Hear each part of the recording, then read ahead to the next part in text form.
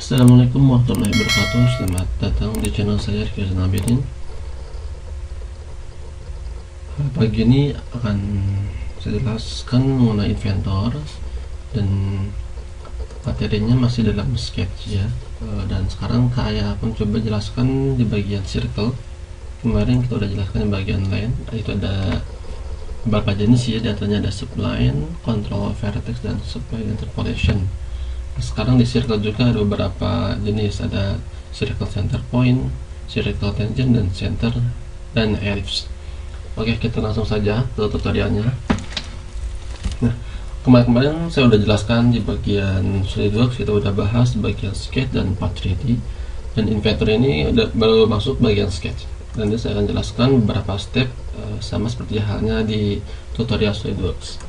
Oke teman-teman yang baru belajar dan baru memahami atau baru mencoba inventor, sama jenisnya dengan SolidWorks tidak ada perbedaan, namun ada beberapa kelebihan kekurangannya. Nah, salah satunya kalau di inventor yang lebih saya suka itu ketika kita membuat sebuah lingkaran, kotak dimensi langsung muncul di tengah-tengah sehingga kita bisa menentukan langsung 10 enter seperti itu.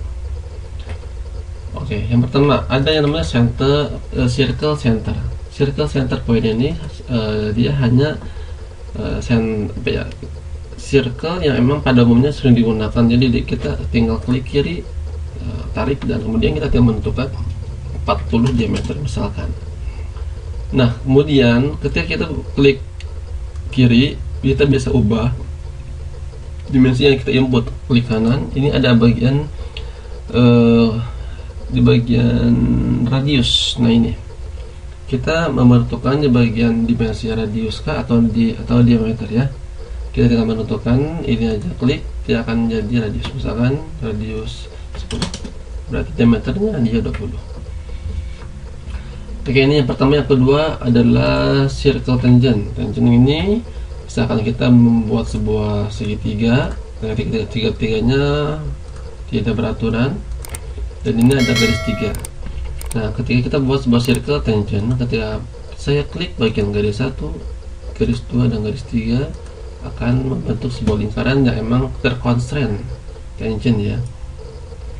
Kalau misalkan saya buat sebuah garis ada jumlahnya 3 dan itu tidak nyambung dan sangat tidak beraturan, bebas sekali itu ya, seperti ini, itu pun sama. Tinggal kita klik garis 1, garis 2, garis 3. Nah, kalau kita ini geser misalkan ya, si garisnya, nah, dia tetap dalam kesejajaran, tetap sejajar. Namun memang ini tidak terkontak ya, terputus gitu, karena emang meletaknya jauh.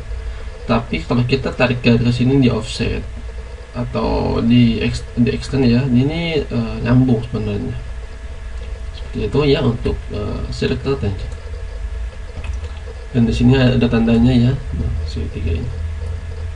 Begitupun yang di sini. Dan yang ketiga ada yang ellipse. Untuk ellipse ini ataupun oval ya, dimensi pertama itu biasanya dia ketinggian, dan yang kedua jadi ada dua diagonal ya. Diagonal satu kita bisa menentukan yang panjang atau yang pendek dulu ya, tergantung mengarahkan kursornya. Kalau misalkan kita dari tengah-tengah poin tarik ke bawah dulu kan, klik, tinggal menentukan ke kanan gimana sih dia. Kalaupun dia pengen lebih presisi, langsung aja kita tarik ini berapa ya, sekarang 100, ke samping berapa, misalkan 25. Oke, seperti itu untuk ellipse ya. Ada 3 udah dijelaskan, dan yang pertama itu ada yang namanya center point untuk circle, dan saya ada perbedaan, ada dimensi input radius dan diameter. Dan ini circle tangent, yaitu sebuah lingkaran yang dibentuk dari sebuah garis 3 yang saling bersinggungan. Dan ini contohnya ada di segitiga, dan ini garis yang terpisah, tidak terhubung. Dan yang ketiga adalah elips ya, elips dengan menginput dua garis, dua dimensi diagonal antara diagonal 1 dan diagonal 2. Oke, mungkin itu untuk bagian sketch di circle ya pada Inventor, dan kurang lebihnya mohon dimaafkan. Jika ada pertanyaan silahkan di komentar saja di videonya, ataupun mau request ataupun mau ada masukan boleh.